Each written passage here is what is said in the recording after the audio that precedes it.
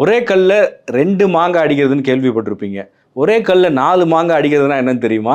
இன்னைக்கு எடப்பாடி பழனிசாமி அப்படிதான் ஒரு ஸ்ட்ராட்டஜிய ஒரே கல்ல 4 மாங்காய் அடிக்கிற மாதிரியான ஒரு விஷயத்தை இறக்கியிருக்காரு. பார்த்திருப்பீங்க, பிரஸ் மீட்டை வச்சு தேர்தல் வாக்குறுதிகள் அறிவிச்சிருக்காரு. அதை பத்தி கொஞ்சம் டீட்டெயில்டா இந்த வீடியோல பார்ப்போமே. அது என்ன ஒரே கல்ல 4 மாங்காய் அப்படின்னு கேக்குறீங்கல்ல. Vijay, DMK, BJP, OPS, Sasikala மாதிரியா இன்னும் அதிமுக சேராம இருக்கக்கூடிய ஃபேக்ஷன்ஸ், இவங்க 4 பேரையும் மைண்ட்ல வச்சு அவர் ஒரு கேமை விளையாடி இருக்காரு. ஏற்கனவே ஒரு செட் ஆஃப் தேர்தல் வாக்குறுதிகளை ஏடிஎம்கே கொடுத்திருந்தாங்க, அதையும் நம்ம பார்த்திருப்போம். ஆண்களுக்கும் பேருந்தில் இலவச பயணம், மாதம் 2000 ரூபாய் உரிமை தொகை, இதெல்லாம் அறிவிச்சிருந்தாங்க. இப்போ வந்திருக்கக்கூடிய இந்த தேர்தல் வாக்குறுதிகள் இருக்கு இல்லையா, இதுல பக்காவான பிளான் இருக்கு எடப்பாடி பழனிசாமிக்கு. அதுல ஒவ்வொன்றையும் நம்ம எந்த அடிப்படையில் அவங்க பிளான் பண்ணியிருக்காங்க, இதுக்கு பின்னாடி இருக்கக்கூடிய வியூகம் என்ன அப்படிங்கிறத இந்த வீடியோல கொஞ்சம் டீட்டெயிலாகவே பார்ப்போம். வீடியோ முழுசா பாருங்க. ஃபர்ஸ்ட் ஜல்லிக்கட்டு பத்தி ஒரு அறிவிப்பு வந்திருக்கு. கொஞ்ச நாளுக்கு முன்னாடி முதலமைச்சர் மு.க. ஸ்டாலின் மதுரையில் ஜல்லிக்கட்டு போட்டிகள் நடந்தப்ப அங்கே சீஃப் கெஸ்ட்டாக போயிருந்தாங்க. அந்த விழாவில் கலந்துக்கிட்டு பேசும்போதே சொல்லியிருந்தாரு, நான் இங்கே வந்திருக்கேன், ஒரு சூப்பரான அறிவிப்பு கொடுக்க போறேன்னு சொல்லி. ஜல்லிக்கட்டு இருக்கு இல்லையா, அலங்காநல்லூர் ஜல்லிக்கட்டு, அதில் முதலிடம் பிடிக்கக்கூடியவர்களுக்கு அரசு வேலை அப்படின்னு அறிவிச்சார். அதுக்கு நிறைய எதிர்ப்புகள் வந்துச்சு. ஆக்சுவலாக டிஎன்பிஎஸ்சி எக்ஸாம் எழுதுறவங்கலாம் பார்த்தா உங்களுக்கு எப்படி இருக்குது, நாங்கள் உட்காந்து படித்து எக்ஸாம் எழுதி வேலை வாங்கினா நீங்கள் அசால்ட்டாக ஜல்லிக்கட்டு தானா, அப்போ நாங்கள் எல்லாரும் டிஎன்பிஎஸ்சி எழுதுறதை விட்டுட்டு நேரடியாக ஜல்லிக்கட்டு மைதானத்துக்கு அங்கே அதில் ஜெயிச்சா போதுமா அப்படின்னு அந்த டிஎன்பிஎஸ்சி எக்ஸாம் எழுதுறவங்க, காம்படிட்டிவ் எக்ஸாம்ஸ் எழுதுறவங்கலாம் சொன்னாங்க. ஆனால் அதுக்கு திமுக தரப்பில் அவங்க ஆதரவாளர்கள்லாம் சொன்னது என்ன அப்படின்னா, எல்லா வேலைகளையும் அப்படி கொடுத்துட முடியாது, கொடுக்கவும் போகிறதில்ல. இப்போ கால்நடைத்துறையில் ஒரு சில பணியிடங்கள் இருக்கும். இந்த மாதிரி ஜல்லிக்கட்டு, மாடு வளர்ப்பு போன்ற விஷயங்களில் ஈடுபாடோடு இருக்கக்கூடியவர்கள் அதில் நல்லா வராங்க அப்படின்னா அவங்கள ஊக்குவிக்கிற மாதிரியும் இருக்கும், அந்த துறைக்கும் அவங்க சப்போர்ட்டிவாக இருப்பாங்கன்னா அவங்க ஒரு விளக்கத்தை கொடுத்தாங்க. இப்படி ஏற்கனவே ஒரு அறிவிப்பு இருக்குது. அந்த அறிவிப்பை ஒட்டி அதை கவுண்டர் பண்ணுற மாதிரி ஜல்லிக்கட்டு தமிழர்களுடைய வீர விளையாட்டு, தமிழ்நாட்டில் 2017 நடந்த ஜல்லிக்கட்டு போராட்டம், அதையொட்டி இளைஞர்கள் மத்தியில் ஜல்லிக்கட்டுக்கு வந்த வரவேற்பு. இப்போ நிறைய பேர் நீங்கள் பார்த்தீங்கன்னா, இப்போ சென்னையில் இருக்கிறவங்க, சென்னை பக்கத்தில் இருக்கக்கூடிய டிஸ்ட்ரிக்ஸில் இருக்கவங்கலாம் ஜல்லிக்கட்டை நேரில் பார்த்துருக்கவே மாட்டாங்க. ஜல்லிக்கட்டு போட்டிகள் நடத்தப்படுறதும் இல்லை. அப்படி இருக்கும்போது ஒட்டுமொத்த தமிழ்நாடும் 2017 அந்த ஜல்லிக்கட்டு போராட்டத்துக்கு ஆதரவாக நின்னாங்க.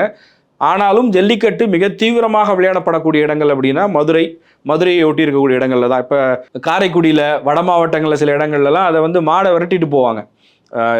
மாடை கழட்டி விட்டுட்டு விரட்டிட்டு போகிற மாதிரியான ஒரு ஸ்டைலில் அந்த நிகழ்வுகள் இருக்கும். பட் அந்த கோர் ஜல்லிக்கட்டு அப்படின்றது மதுரையை ஒட்டி இருக்கக்கூடிய மாவட்டங்கள் தான். தென் மாவட்டங்கள்னு சொல்லாமே, அங்கே தான் அதிகமாக இருக்குது, நல்லாவே தெரியும். அப்போ இந்த அறிவிப்பு எதை டார்கெட் பண்ணியிருக்கு அப்படின்னா, தென் மாவட்டங்களில் இருக்கக்கூடிய இளைஞர்கள், ஜல்லிக்கட்டு ஆர்வலர்கள், அவங்க எல்லாரையுமே கவர் பண்ணக்கூடிய வகையில் தான் திமுக அரசு அறிவித்த ஜல்லிக்கட்டில் முதலிடம் வரக்கூடிய அலங்காநல்லூர் ஜல்லிக்கட்டில் அவங்களுக்கு கவர்மெண்ட் ஜாப்னு சொன்னதும் அதுதான். எடப்பாடி பழனிசாமி இப்போ சில அறிவிப்புகள் வெளியிட்டிருக்காரு.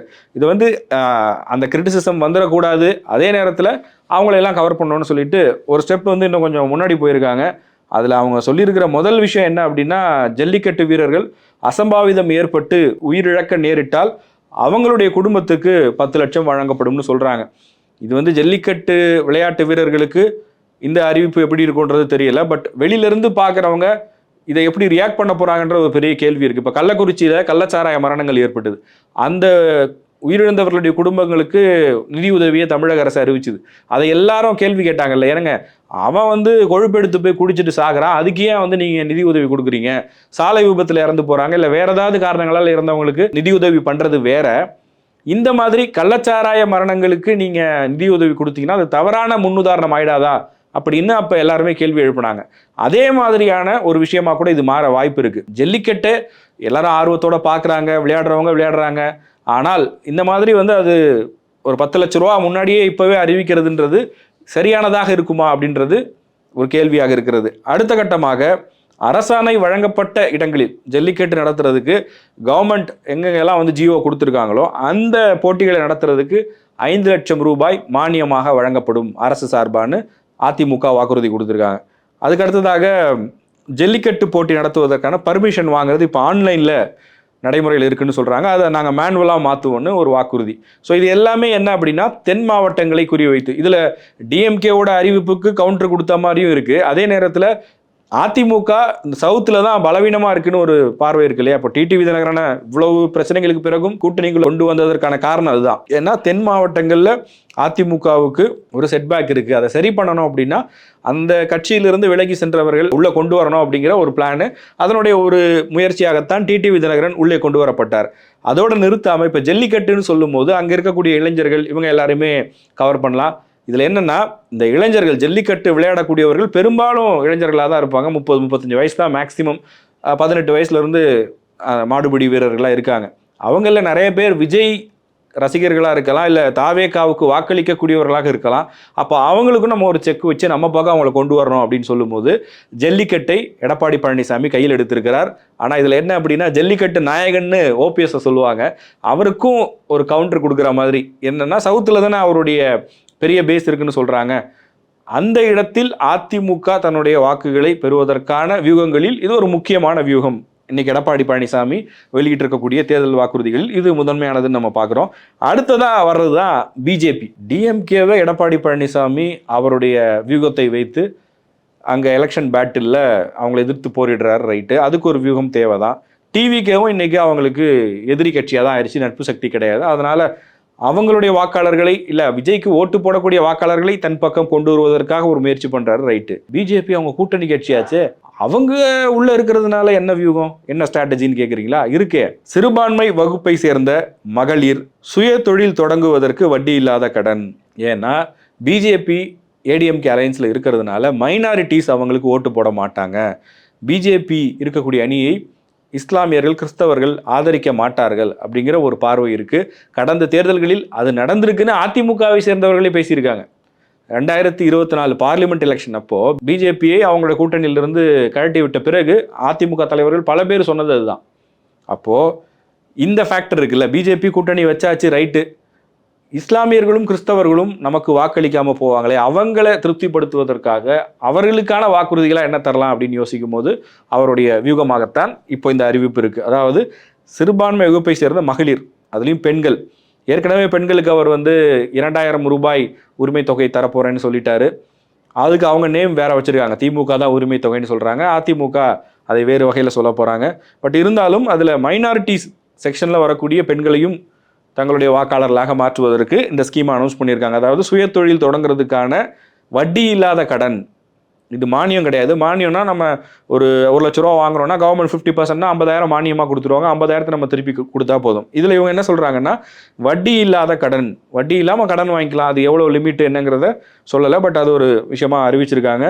அடுத்ததாக மாற்றுத்திறனாளிகள் கூட்டுறவு வங்கிகளில் வாங்கிய கடனை தள்ளுபடி செய்வதாக அறிவிச்சிருக்காங்க. இது மாற்றுத்திறனாளிகள் மத்தியில் ஒரு வரவேற்பை பெறும் என்கிற நம்பிக்கையோடு அதை சொல்லியிருக்காங்க. இன்னொன்று, இந்த தேர்தலில் பெண்களின் வாக்குகள் மிக முக்கியமான ஒரு விஷயமா இருக்க போகுதுன்னு உங்களுக்கும் தெரிஞ்சிருக்கும். இந்த அரசியலை ரெகுலராக கவனித்து கருத்துக்களை சொல்லக்கூடியவர்கள், அரசியல் தலைவர்கள் எல்லாருமே சொல்லிட்டு இருக்காங்க, பெண் வாக்காளர்களுடைய வாக்குகளை யார் வாங்க போறா. என்ன காரணம்னா, 2016 செல்வி ஜெயலலிதா மறைந்த பிறகு, அதுவரையும் ஜெயலலிதா இருந்த வரையும் பெண்களுக்கு ஃபர்ஸ்ட் சாய்ஸா அதிமுக இருந்தது. இல்லை ஜெயலலிதாவினுடைய ஆதரவாளர்களாகவே நிறைய பெண்கள் இருந்தாங்க. தங்களை அந்த அரசியல் களத்தில் பொசிஷன் பண்ணி பார்த்துக்கிட்டாங்க. நம்மளால பண்ண முடியாததை செல்வி ஜெயலலிதா பண்றாங்கன்னு நிறைய பெண்கள் நினைச்சதா சொல்லுவாங்க. ஆனால் அவருடைய மறைவுக்கு பிறகு மகளிர் வாக்குகள், பெண்களின் வாக்குகள் எந்த கட்சிக்கு போகுது அப்படின்ற அந்த ஒரு எதிர்பார்ப்பு இருந்தது. அதிமுகவுக்கு அது போச்சான்ற கேள்வி இருக்கு. திமுக அதை அறுவடை செய்வதற்கான நிறைய முயற்சிகளை பண்ணிக்கிட்டு இருக்காங்க. அதுதான் மகளிர் விடியல் பயணம், பேருந்துகளில் இலவசமாக பயணிக்கிறது. அதே போல மாதந்தோறும் 1000 ரூபாய் உதவித்தொகை, படிக்கக்கூடிய கல்லூரி மாணவிகளுக்கும் திட்டம் அறிவிச்சிருக்கிறாங்க. இப்படி மகளிர் வாக்குகளை குறிவைத்து திமுக இந்த 5 ஆண்டு காலத்தில் நிறைய திட்டங்களை கொண்டு வந்திருக்காங்க. அதுக்காக வெல்லும் தமிழ் பெண்கள் அப்படிங்கிற ஒரு நிகழ்ச்சியை நடத்தி அரசு என்னெல்லாம் செய்யுதுன்னு திமுக எடுத்து சொல்லியிருந்தாங்க. இப்போ அதிமுகவும் ஒரு பக்காவான வியூகத்தை அமைச்சிருக்காங்க. நான் சொன்ன மாதிரி ஏற்கனவே 1000 ரூபாய் இப்போ கவர்மெண்ட் தராங்க, அதை நான் 2000 ரூபாவா தருவேன்னு எடப்பாடி பழனிசாமி சொல்லிட்டாரு. இப்போ என்ன சொல்லியிருக்காங்கன்னா, வாழ்வாதார உதவியாக ஆண்டுக்கு 3 கேஸ் சிலிண்டர்கள் வழங்கப்படும். இது இல்லத்தரசிகளுக்கான, எல்லா வீடுகள்லையும் இல்லத்தரசிகள் அவங்க தான் மாதம் மாதம் இந்த வரவு செலவு, குடும்பத்தை நடத்துறது, இந்த மாதிரியான பிளான்ஸ் பண்ணுறாங்க. இது நேரடியாக அவர்களுக்கு பலனளிக்கும். அதே போல் ஒரு குடும்பத்துக்கும், ஒரு குடும்ப தலைவருக்கும் தானே இருக்கும். அந்த குடும்பத்தினுடைய சுமையை குறைக்கிறது தானே. இப்போ ஒரு மாதத்துக்கு ஒரு சிலிண்டர் ஆகுதுன்னா ஒரு வருஷத்துக்கு 12 சிலிண்டர் வாங்க வேண்டிய ஒரு தேவை இருக்குது. அதில் 3 சிலிண்டரை நாங்கள் இலவசமாக கொடுப்போம் அப்படின்னு சொன்னாங்கன்னா சின்ன குடும்பங்களில் ரொம்ப எளிமையான பின்புலத்திலேருந்து வரக்கூடியவர்கள் அதிகபட்சமாக ஒரு 4-5 சிலிண்டர் வாங்குவாங்க. அதில் 3 சிலிண்டரு வந்துடுது ஒரு வருஷத்துக்கு அப்படின்னா அது பெரிய உதவியாக இருக்குன்ற அடிப்படையில் ஒரு குடும்பத்தில் வாக்களிக்கக்கூடிய ஆணாக இருந்தாலும் பெண்ணாக இருந்தாலும், அது ஒரு வீட்டில் அப்பாவாக இருக்கலாம், அம்மாவாக இருக்கலாம், இல்லை கணவன் மனைவி, அவங்கள எந்த இடத்துல குடும்பத்தினுடைய அடிப்படை செலவில் நாங்கள் ஒரு பெரிய சேமிப்பை உங்களுக்கு ஏற்படுத்தி தரோம்னு சொல்லி முக்கியமான ஒரு வியூகத்தை அதிமுக இங்கே பிளான் பண்ணியிருக்காங்க. இதற்கு அடுத்ததாக என்ன இருக்குது அப்படிங்கிறத பார்ப்போம். வங்கிகளில் பெற்ற கல்வி கடன் தள்ளுபடி. மாணவர்கள் பெற்றோர்கள் நலன் காக்கும் பொருட்டு வங்கிகளில் பெற்ற கல்வி கடனை தள்ளுபடி செய்யும் வகையில் அத்தொகையை அரசே ஏற்கும்னு சொல்லியிருக்காங்க. இதுவும் மாணவர்கள் இப்போ படித்து முடிச்சுட்டு வேலை செஞ்சுட்டு இருக்கிற நிறைய மாணவர்கள் எஜுகேஷன் லோன் எடுத்து படிச்சிருப்பாங்க, அதை ரீபே பண்ண வேண்டிய தேவை இருக்கும். இல்லை நிறைய மாணவர்கள் எஜுகேஷன் லோன் எடுத்து படிச்சுக்கிட்டு இருப்பாங்க, எப்படியும் படித்து முடிச்சதுக்கப்புறம் நம்ம அந்த கடனை திருப்பி கொடுக்கணுன்ற ஒரு நிலைமை இருக்கும். அந்த மாணவர்கள் அவங்களுடைய வயசு என்ன, கல்லூரியில் படிக்கக்கூடிய மாணவர்கள்னாலே அந்த ஏறத்தாழ 18 வயதை நிரம்பியவர்கள் அவங்க எல்லாரும் முதல் முறை இந்த முறை வாக்களிக்க போகிறாங்க. படித்து முடிச்சுட்டு வேலைக்கு போகக்கூடியவங்கன்னு சொல்லி ஒரு 18லேருந்து 25-30 வயதுக்கு உட்பட்டவர்களை குறிவைத்து இந்த வியூகத்தை வகுத்திருக்கிறார்கள்.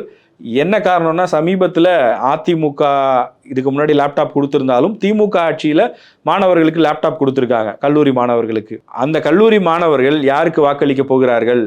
பொதுவான ஒரு பார்வை இருக்கு இல்லையா, 18லேருந்து 20-25 வயசு 30 வயசுக்குள்ளே இருக்கிறவங்க விஜய் கட்சிக்கு நிறைய ஓட்டு போட வாய்ப்பு இருக்குது, நாம் தமிழருக்கு அவங்கெல்லாம் ஓட்டு போடுவாங்க, ட்ரெடிஷ்னல் பார்ட்டிஸாக இருக்கிற திமுக அதிமுகவுக்கு ஓட்டு போடுவாங்களா அப்படிங்கிற கேள்வி இருக்கக்கூடிய சூழலில் அந்த இளம் வாக்காளர்களை தங்கள் பக்கம் கொண்டு வருவதற்கு அவங்க மட்டுமா, இப்போ இந்த பசங்களுக்கு யார் அந்த எஜுகேஷன் லோனை எடுத்து கொடுத்துருப்பாங்க? வீட்டில் இருக்கக்கூடிய பெற்றோர்கள் தான். மாணவர்களை விட அந்த பெற்றோர்களுக்கு தான் அந்த சுமையும் வலியும் தெரியும், அவங்க தான் அதுக்கான முயற்சி எடுத்து எல்லாம் பண்ணியிருப்பாங்க. ஸோ அவங்களும் இதில் சாட்டிஸ்ஃபை ஆக வாய்ப்பு இருக்கிறது. எனவே இந்த 2026 சட்டமன்ற தேர்தலில் அதிமுக வகுத்திருக்கக்கூடிய இந்த வியூகமும் ரொம்ப முக்கியமான ஒன்று. இறுதியாக முதியோர் உள்ளிட்டவர்களுக்கான ஓய்வூதியங்கள் 2000 உயர்வு. இது இந்த சமூக ஓய்வூதிய திட்டம் இருக்கு இல்லையா, அதில் ஏற்கனவே முதியோர் பென்ஷன் சொல்லுவாங்க, மாதம் 1000 ரூபா 1200 ரூபாய் இருந்ததை இப்போ 2000 மாத்திரம் அப்படிங்கிற ஒரு அறிவிப்பு. இதில் முதியோர் மட்டும் இல்லாமல் முதிர்கன்னிகள், கணவனால் கைவிடப்பட்ட பெண்கள், மாற்றுத்திறனாளிகள் மற்றும் 3ஆம் பாலினத்தவர் இவங்க எல்லாருக்கும் வழங்கக்கூடிய சமூக பாதுகாப்பு ஓய்வூதியம் 1200 ரூபாயிலிருந்து 2000 ரூபாய் கவர் பண்ணிட்டாரா? 18 வயசுல இருந்து 65 வயதை கடந்த முதியோர்கள் வரைக்கும், ஆண்கள், பெண்கள், மாற்றுத்திறனாளிகள், 3ஆம் பாலினத்தவர்னு சொல்லி எல்லா செக்மெண்ட்டையும் கவர் பண்ணக்கூடிய வகையில் முக்கியமான தேர்தல் வாக்குறுதிகளை இப்போது அறிவித்திருக்கிறார் எடப்பாடி பழனிசாமி. ஏற்கனவே சில வாக்குறுதிகளை அறிவித்திருந்தார். அதுக்கடுத்து இந்த 2ஆம் கட்ட வாக்குறுதிகள். திமுக தேர்தல் அறிக்கையை தயாரிக்கக்கூடிய வேலைகளில் மும்முரமாக இருக்காங்க. அவங்க என்னென்ன மாதிரியான விஷயங்களை இறக்க போகிறாங்க அப்படின்றது ஒரு மிகப்பெரிய எதிர்பார்ப்பாகவும் இருக்கிறது. இன்னொரு பக்கம் தாவேகாவும் தங்களுடைய தேர்தல் அறிக்கையை தயாரிச்சுட்டு வராங்க. அவங்க தேர்தல் அறிக்கையில் என்னென்ன இருக்க போகுது அப்படிங்கிறதையும் கவனிக்க வேண்டியதாக இருக்கிறது. நாம் தமிழர் கட்சி அவங்களுடைய தேர்தல் வாக்குறுதி சற்றே வித்தியாசப்பட்டிருக்கும், மற்ற கட்சிகள் மாதிரி இல்லாமல் அவங்களுடைய ஸ்டைல் அப்படின்றது கம்ப்ளீட்லி டிஃப்ரெண்ட்டாக இருக்கும். ஸோ இந்த கட்சிகளுடைய தேர்தல் அறிக்கையும் இனிமேல் தான் வரப்போகுது. அதிமுக கொடுத்துருக்கக்கூடிய இந்த வாக்குறுதிகள் பற்றி இந்த வீடியோவில் நான் சொல்லியிருந்தேன். இந்த வாக்குறுதிகள் பற்றி நீங்கள் என்ன நினைக்கிறீங்க? இது மக்கள் மத்தியில் வரவேற்பை பெறுமா? இது நடைமுறைக்கு சாத்தியமா? இதில் எது தேவை, எது தேவையில்லாதது? அது பற்றின உங்களுடைய கருத்து என்ன அப்படிங்கிறத கமெண்ட் செக்ஷனில் சொல்லுங்கள். டைம்ஸ் ஆஃப் இந்தியா சமயம் நடத்தக்கூடிய அரசியல் தொடர்பான விவாதங்களில் நீங்கள் பங்கேற்கணும்னு நினச்சிங்கன்னா ஸ்க்ரீனில் தெரிகிற இந்த நம்பருக்கு உங்களுடைய விவரங்களை வாட்ஸ்அப் பண்ணுங்கள்.